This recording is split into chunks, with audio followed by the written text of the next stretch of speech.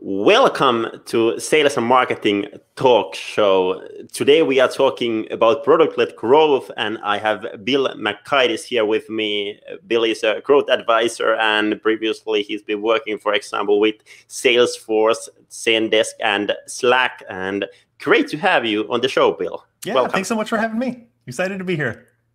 Great. And we could actually start things off by defining what product-led growth is. I think it's something that everyone working in marketing and sales in SaaS companies are like super excited about. But I think people have like different ways of explaining that one. And I would love to hear like your pitch about what product-led growth is to you. Sure. Yeah, it's a great question. And everybody does have a slightly different opinion on it. For me, my background, so I spent 10 years on the B2C side of the house before I came to B2B. And when I came to B2B, I was a little shocked, to be honest with you, because I saw some really innovative products, software products, but I saw a really dated go-to-market model. I saw a dated go-to-market model that was centered around sending out press releases, holding field events, top-down selling via outbound AEs, buying steak dinners to the CIO. And that was the model, right? And one of the things I had seen is like in B2C, I'm like, well, there's a lot more innovative ways to generate demand and leverage SEO and content marketing and virality and all these different things. And, so you start seeing this inbound movement from marketing, like driving a lot of that interest. And then you started to see this idea around product-led growth. And the easiest way that I think about it is product-led growth isn't saying, some people will say, hey, it's all about your product management team, and they're the one that deliver growth. Like the way I actually think about it is just that, hey, people spend the majority of their time in your product. And the more effectively and efficiently you can infuse your marketing into the product, your sales into the product, your support into the product, even your success into the product, you're going to grow faster. And so, a lot of things that come from that, right? Like pricing and packaging. So you see a lot of freemium models where people just get into the product, right? And they're going to experience value. You're going to see sales where they can buy high velocity, they can upgrade. You're going to see success where they can do proactive live chat in the product. So for me, like that's what I kind of think it means. I really think it's a unifier for all the teams that have to work together. And you kind of have to re-examine some of the reporting structures that go along with that, the incentives, the metrics, so that these teams can work together with development to make sure that they can have that product-led growth juice to accelerate their company. Yeah, and I think it's like super, super interesting. And if I think me as a like sales guy, even though I'm not selling a SaaS product, but I still think as a SaaS salesperson, it would be like way better to give the client the product, show it, let them use it, rather than like only tell that, hey, this is something that our product does. And still, like not that many years back, the way to do it was that salespeople were just like telling that, hey, this is what you can do with our product. And now I think it's super, super nice to see the like movement to the product growth side. I've done sales. I've run sales before. Trust me, I think any salesperson would rather have a lead that comes to them that already knows, hey, this is what your company does. Oh yeah, I've been playing with the software. I love it. Like, where do we sign? Maybe not that exaggerated, but versus I've never heard of you guys. Like, what do you do? Right? Like, oh, really? Like, I've never even, like that's a lot of one-to-one knife fighting and a lot of nurturing and development you have to do. Versus, I think if you can get people to just start using the product, they're much more likely going to experience value before they are forced to decide if they're going to buy from you, and that's just a much better value equation. Yeah, exactly. And I think it's really about like delivering the value before the paywall. But I think also like the challenge over there is that since many of us has been used to the fact that salesperson is going through the product, is showing everything. But I think if we are talking about like product-led growth and the people are like starting to use the product by themselves, it's like also super important to figure out how to get customer to see that like wow moment, the moment where you can get the value.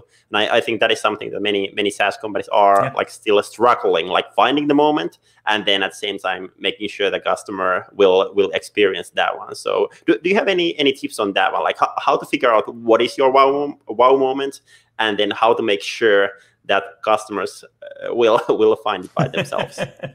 Yeah, definitely. So, I mean, and so that's kind of continuing on the PLG theme, right? Like a big metric for PLG people is time to value. Like how much time, or you can even measure it in clicks, right? Like how many clicks does it take until you actually get some value back? You know, the wow moments, I don't know, for every company it's going to be different, but it's like, oh, this is cool. Or yeah, I got some value back, or I see a cool report, or I sent out my first email, or, you know, I got whatever value it was. And, you know, when you can accelerate that value, you know, eliminate the friction, make your product simple. By the way, number one reason SaaS products get recommended is it's simple and easy to use. You know, you accelerate that value. And then I think there's like, this kind of gets into pricing and packaging. Yes, like maybe like Slack, what we did. So one thing is we were very intentional about was trying to say like, hey, we want to make sure someone gets a lot of value before they were prompted to buy from us. Because I guess I had been, you know, CMO and CRO for a while, and like I had bought a lot of software, and a lot of times like I would just get, you know, hammered to buy it before I'd even experience any value whatsoever. And that was hard, right? So what we tried to do is we said, hey, we're going to have a free plan versus a free trial. You know, most B2B, if they have it, it's a free trial, and it's usually time bound or user bound. And it was a pretty full functioning free plan, which meant that you could go in, you could experience a lot of value. And really the first upgrade driver that you had, I called it a time delayed threshold upgrade driver. And it was when you hit 10,000 messages. And the idea there was that when you hit 10,000 messages, we would let you know and go, hey, if you still want to search on all these messages and you want us to retain all of them, you know, you need to be on one of our paid plans. And if you didn't want to, that's fine. We're just going to hold the most recent 10,000. We'll start deleting the older messages and files. Well, the cool thing about that was they had already experienced like 6 months of value, and then they were prompted, hey, do you want to upgrade? And it worked great. Our conversion rates like blew the water out of kind of industry benchmarks for what you would normally see from a free to a paid plan. And that was kind of an exaggerated sense, but I do think wherever possible, where you can shift the equation to be more value, then are you ready to buy, versus very little value and then like, hey, are you ready to buy? Like you're just not going to get high conversion rates, or you're going to need such a good like sales team that can kind of paint that vision. So anyway, that's how I kind of think with the threshold upgrade drivers. Yeah. And I think I would love to dig a little bit deeper on the Slack, since Slack is I think one of the most common examples on the product-led growth, and would love to hear more examples there, more learnings there. But one thing I want to ask from the start is the fact that for many SaaS product, you might find value from the product even though you would have like only one user there. But I think on Slack you need like multiple users to really gain the value. We are using Slack in our company as well, but would love to hear your thoughts on that kind of product where you need to have like multiple people on the product before seeing the value. What was that challenging for you guys at the Slack? It was very challenging from the standpoint that, you know, the average company team size is like 20, you know, whether you're a functional department or whether you're just a startup or a small business. And really what we found out was like, hey, you had to get all 20 people on board.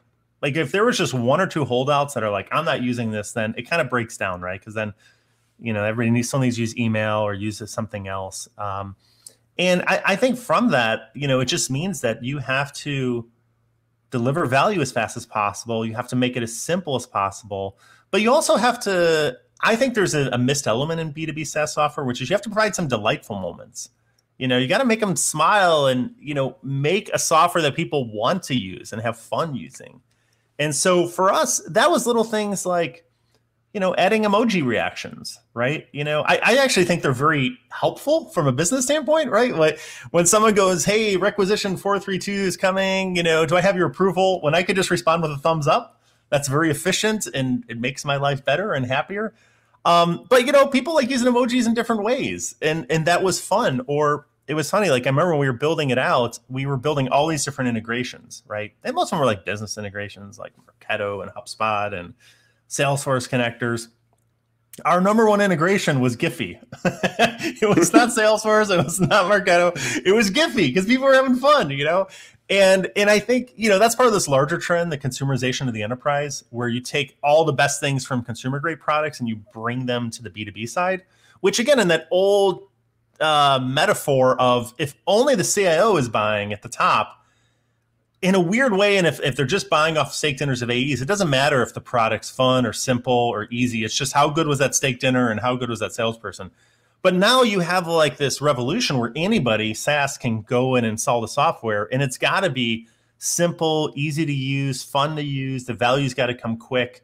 And in this case, you have to have multiple stakeholders be able to come in. You have to have the invite process be really smooth.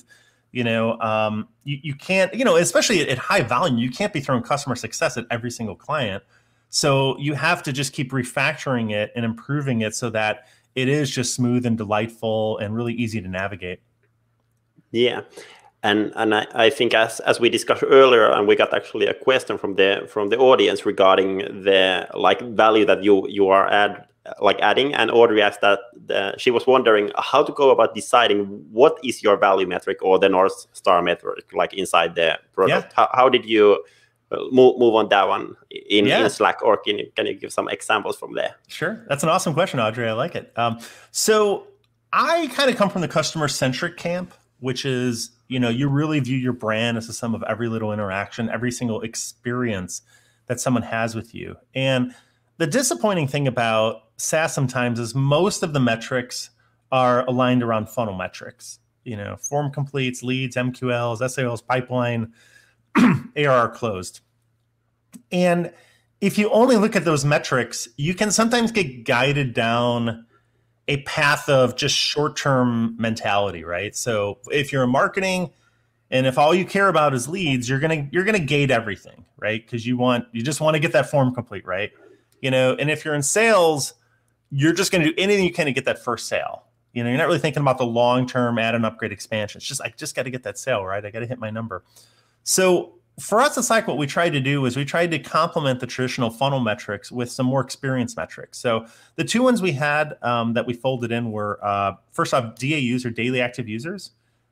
So we looked and tracked, and that was one of our three biggest metrics, was just how many people are using the platform every day. And we folded that into a lot of our pricing and packaging. So for the SMBs out there, which are super price sensitive, we actually said hey, if someone stops using the Slack for 10 days, we'll give you credits back. Basically we don't get paid unless you're using it. And that creates a really interesting incentive, right? Because you have to design the software so people actually want to use it. Otherwise you don't get paid. It's kind of like a win-win on both sides. The other North Star metric we had was Net Promoter Score, or NPS. And so I'm a huge advocate of that. And it's a really simple metric. The question is how likely are you to recommend, in this case, Slack to a friend or colleague. But the cool thing is it's so standardized that a lot of companies do it. So it's really easy to benchmark. And it also, I think, is a really good metric of the propensity to recommend and basically the experience that they have. And that experience is guided not just by the product, but it's the marketing experience, the sales experience, right? So one other thing we did to throw in there is we would do, when someone had a sales engagement with us, we would survey them after they finished, and we would go hey, Leslie was your account executive. How helpful was she? 1 through 5. How courteous was she? How knowledgeable was she? How responsive was she? Not just did she close the deal, right? Or did she get you to buy? Because I feel we've all had that. I went to a used car lot and I did buy a car, but I feel I was assaulted during it. It was not a pleasant experience whatsoever. We wanted people to have a pleasant experience so that their Net Promoter Score would rank higher and they would recommend us more. And then, if you're a marketer and you're sales and you have organic word of mouth, which by the way is one of the highest converting lead sources, it's a much more efficient go-to-market model. So those are the metrics we use, but it is an area that I think a lot of companies want to do, but sometimes they just don't have the metrics or the North Stars to kind of guide them in that direction. Yeah, exactly. What if you would have a chance to go back in time, start all over at Slack? What would you be doing differently, like now when you have gone through everything, learned a lot of things there? I wouldn't have changed the logo, but that was done after I left. I think Slack turned out great, right? They had a massive exit to Salesforce, one of my other employers as well, and they did great. I think, every year though, there's go-to-market innovation. And just as if you're on the dev side, there's always new, programming languages, there's always new architecture that you can leverage. And just on the same thing on the go-to-market side, it's not static. Like there's always new strategies and tricks, like app store optimization, right? Like that was something that 5 years ago, most companies wouldn't even thought of, or having, even a mobile app that you could optimize for that. And whether it's SEO, product-led growth, virality, like there's just always new ones out there. And I think I personally, for myself, like I've always tried to be open-minded when I come to companies, because they usually come pretty early. And that's what I do now. Like I just advise other SaaS startups, right? And a lot of times I have the luxury of working with them where they have a whiteboard. They haven't like fully built out everything. They're like Series A or Series B, and I can work with them to put in a much more modern go-to-market model.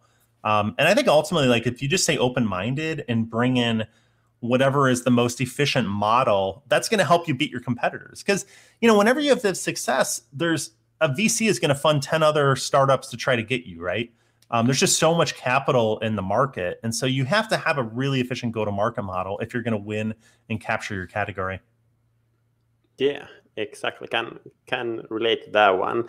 But then I think one question that many of our listeners are thinking out there is that they are at the moment where they should be like transitioning from sales and lead-oriented model towards product-led growth. What would you say that are like the main steps to take there? Like from sales and like marketing a lead to the like product growth. It is hard. So I'll say I have worked with a couple companies that, for whatever reason, started off in the enterprise segment.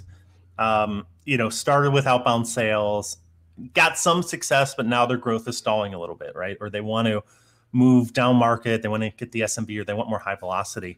It's really difficult. I'll be honest with you. Like, companies that have developed that way, enterprise first, outbound sales first, culturally, I found have a really tough time with a model of, product-led growth, beautifully simple products, time to value, net promoter score, experience, delight. So first off, just recognize like, hey, you have to find who's going to be the champion internally that's going to push this through. It's much of a change management exercise as it is just an X's and O's. You need to do this. And then I think start small. So like, I'll give a good example. Like I think product-led growth, as we said, is the strategy of infusing your sales, marketing, success support into the product. So one of the things, marketing, right? You want to infuse your brand personality into the product. So right now, if you go to most SaaS products, if you go to the website, you're going to see like, bright colors and visuals, and maybe there's a mascot and they're speaking in a fun way. Some, not all, some. And then if you go into the product, it's like everything is like a white background, black text, everything is next, okay, accept, enter. There's no visual identity in the product. There's no editorial tone and voice. There's no delightful moments. I give an example. I use a lot of times the companies I advise, I get equity, and they'll use Carta as their equity management provider. And they have a nice thing. When you get an equity grant, they just do a little firework display. They didn't need to do that. They could have just put in like, you have accepted grants, 74325, next. But they made it just a little fun. And at Slack, we tried to do that, like infuse those little fun moments. So that's an area where you could go and just say, hey, there's no like big marketing budget to do that. You can just go and start and go, hey, what are our 2 most used features? Let's just add a little delightful moments in there. Maybe it's like you sent out your first mail campaign, and a big hand gives you a high five and you go like, booyah, whatever it is, just a little delightful moment, right? Or if you're trying to improve simplicity, again, go back, what's your top used feature? Could we just make it a little simpler? Could we make it more frictionless? Could we make it more delightful? A lot of times I found product orgs, and I love working with them, but like, it's always like new features. We need to build this new feature and this new feature and this new feature and this new feature. And the problem is, like, if you look at the data, if you look at all the NPS results, you usually see like number one reason SaaS recommended is it's simple. So the more features you add, you're actually making it harder and harder. So like a lot of times at Slack, we would go back and just make really used features simpler and polish them more, make them easier, right? So you could do that. Or the last thing I would say is, if you just want to get started with it, just put in a North Star metric. Just say, hey, you know what? We're going to start tracking Net Promoter Score. And by the way, everybody's bonuses this year are based on it. You'll get a lot of people that all of a sudden go, oh, how do I deliver a better experience, right? Or I remember at Slack with us, we had DAUs. And I remember we said at one point, it was like, if we had 5 million DAUs, everybody in the company got a week off or something. And wow, our DAUs, like, there was a lot of people that were focusing on getting that number up. So those are some ideas for some quick start elements. Yeah, and I really think most of them actually are like super small things. I think, for example, one thing that many video platforms do, for example, I think Loom, GetAccept, Drift, like every time you start making a video, it might be asking something like, hey, is your hair good or something? Like just like super small things, making people smile. I think that's great ideas there. GetAccept, fantastic company, love them. Yeah, and then on the other side, if we think those are the things where we could be like starting things off, but what do you think? What are the like most common mistakes that company do when starting like figuring out product-led growth? I think one, maybe they just underestimate it. Again, it depends where if you're an older established company and you've only done sales or outbound sales, like it's a big process. This is a massive change management exercise to just kind of recognize it is, bring in people that have that right DNA, make sure you devote proper engineering resources to it, make sure you have the right metrics to align the teams, and just realize like it's a big change. You're changing a ship, right? You're kind of going in a different direction. It's gonna take in the long haul, it's gonna take some time with it. And ultimately, I think you just have to just take those baby steps, and just get started, get the right metrics, get the right team to move forward, and make sure they're aligned, so that they're successful. And, you do where you can there. It is a different model. But, you got to make sure you've got the right metrics, the right team in place, and that you are focused on the right areas. Maybe one last one I'll talk about, this is a little bit more on the pricing and packaging side, is I see a lot, and this is a controversial topic, but I will say I see a lot of people that are too hesitant on the free trial or freemium. So they'll usually look, let's try this out. Yeah, let's put in a free trial, but let's only make it for like 7 days. And it's basically going to be crippleware, right? Where everything's disabled. They have the very littlest access to it. And like, we're product-led growth. Personally, I think the way you need to think about it is like, go to full freemium. And not only that, have a pretty full functioning freemium product, but put in like those threshold upgrade drivers. So when they hit 3 months or 6 months, something kind of triggers them to an upgrade. Or another model, which again worked really well for us at Slack too, is the idea is like, you don't do plans based off features. You do plans based off enterprise requirements. So in other words, like enterprises need SSO. Like that should be in your enterprise plan. Enterprises need provisioning and deprovisioning of users. They need compliance exports. They need an SLA of 99.99%. They need a dedicated customer success manager. None of those were emoji reactions in Slack. But if you're an enterprise, like you can't join unless you have those, right? So you need to have those as part of that plan. So like that's, I think, like a really more advanced model is go freemium, have a pretty full functioning product, still go after the SMB segment, high velocity. That's your subsidized marketing. These are tons of people that are going to go out there and recommend you. And then you make your money off the enterprise, who are much more willing to pay a higher price tag. And that's where you make your money. Yeah, exactly. What do you think then? Like as we've been talking, like you really need to show the value of your product, and then if we think about like B2B SaaS business, what do you think like happens for salespeople and the role of salespeople? I think of course for some kind of products you might actually not need need us anymore. But how do you see like how I the think change over there happens? yeah, I think you absolutely need sales. So one, you absolutely need them. And at Slack, we had a sales team. We had a big sales team. I ran it. I know the people. A lot of people are like, oh, Slack doesn't have sales. We definitely had sales. Because I think, look, the reality is when you sell into the enterprise, you're not selling to one person. You're selling to a line of business. You're selling to the C-suite. You're selling to procurement. You're selling to legal. You're selling to InfoSec. And none of those people want to buy from you, right? Except maybe one person. All the others are like, I'm busy, leave me alone. I got other things to do. So that is hard. Like, from selling all those different stakeholders, it takes a lot of time and energy and process. And it's very, very difficult to do in a fully automated, high velocity way. I think that when you make the transition to product-led growth, what happens is that complex sale becomes easier. So what ends up happening is a lot of times if you have a POG motion, usually what that means is there's some type of freemium model. There's some types of like small teams within a large organization can start using it. Also because it's free, a lot of people are using it. So there's a good chance, even if a stakeholder isn't using it themselves, they've heard of it, maybe in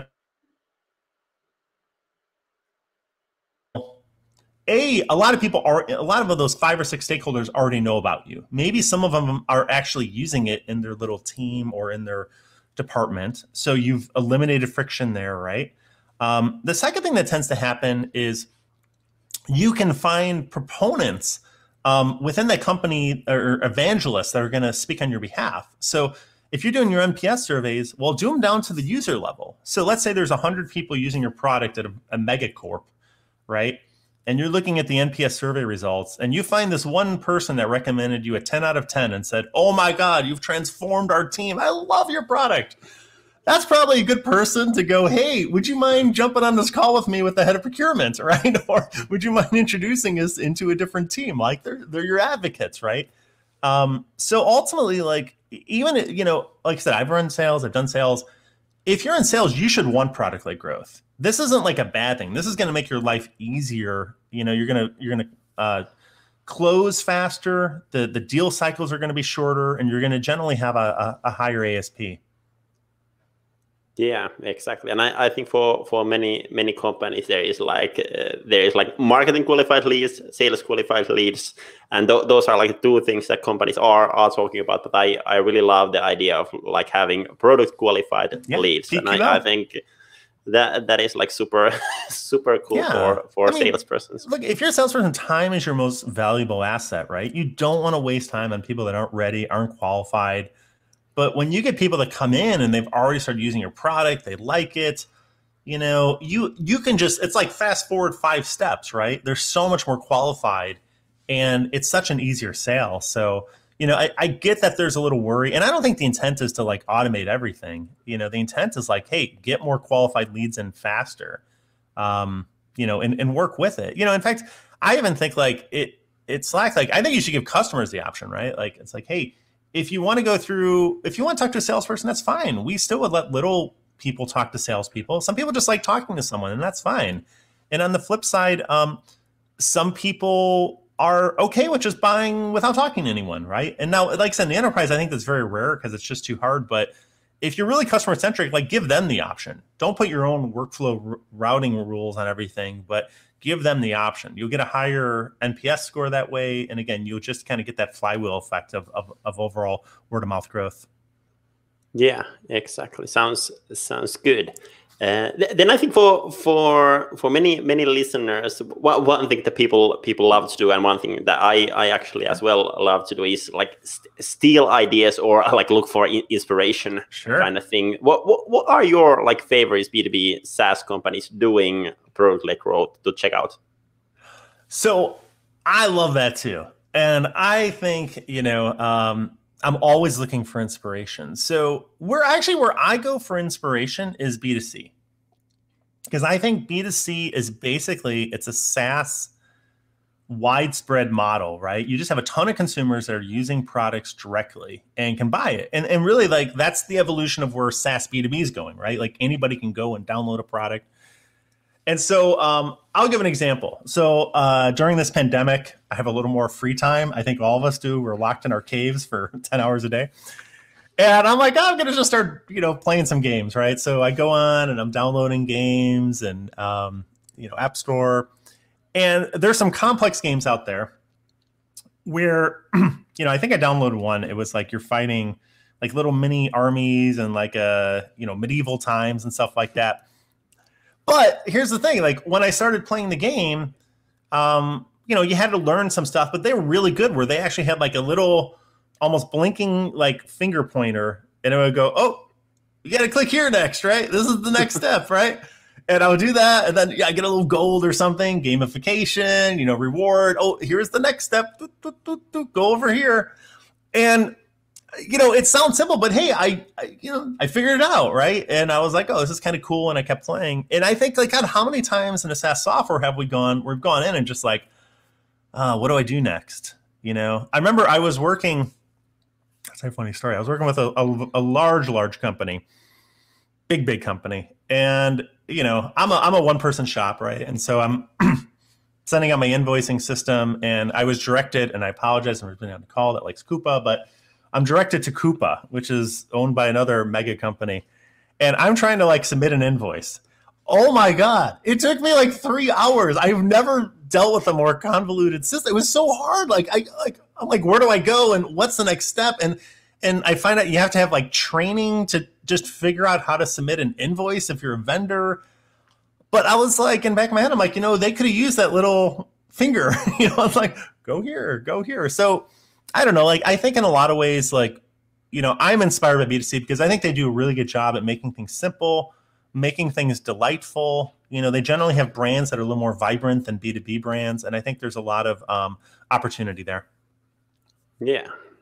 I like totally agree on that one, because I think many companies still are thinking that you should be selling and you should be doing things differently on the B2B side. But in reality, people are the same that we are as a consumer. So I think great point there. Yeah.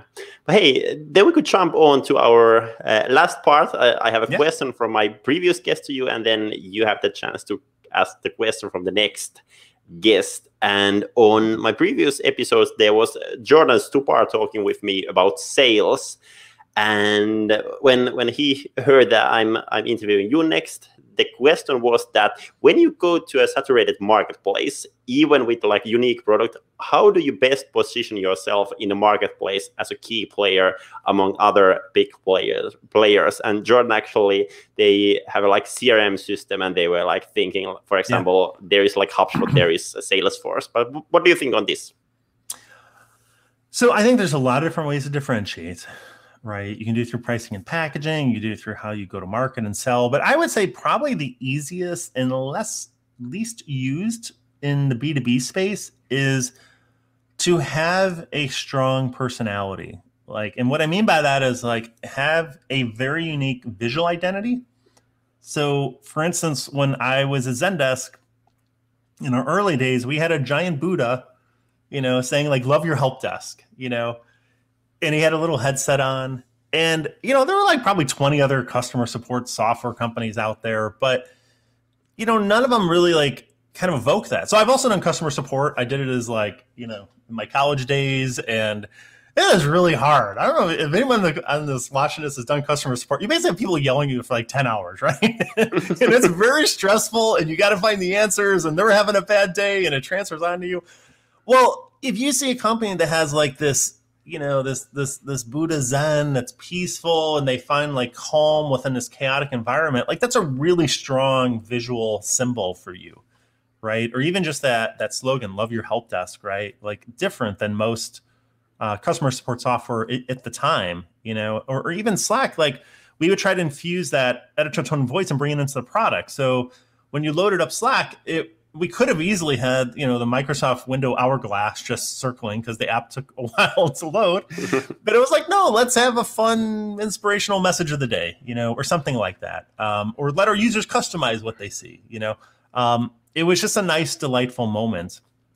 And so I think, like, where possible, just choose a strong visual identity, don't be afraid to use strong colors. Don't be afraid to use maybe a mascot, bring that in. And then, as opposed to just having that on your website, put it in your product, right? Because usually too, like in this scenario, you're going against usually larger companies where development is a completely different team than marketing. And they literally sit 1,000 miles apart.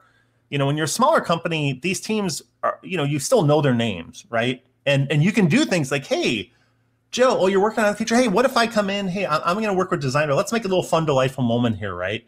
And let's put it in. Like, that's almost impossible to do at like a really larger software company because these teams are just separated. They never work together. And it's why you see really boring software.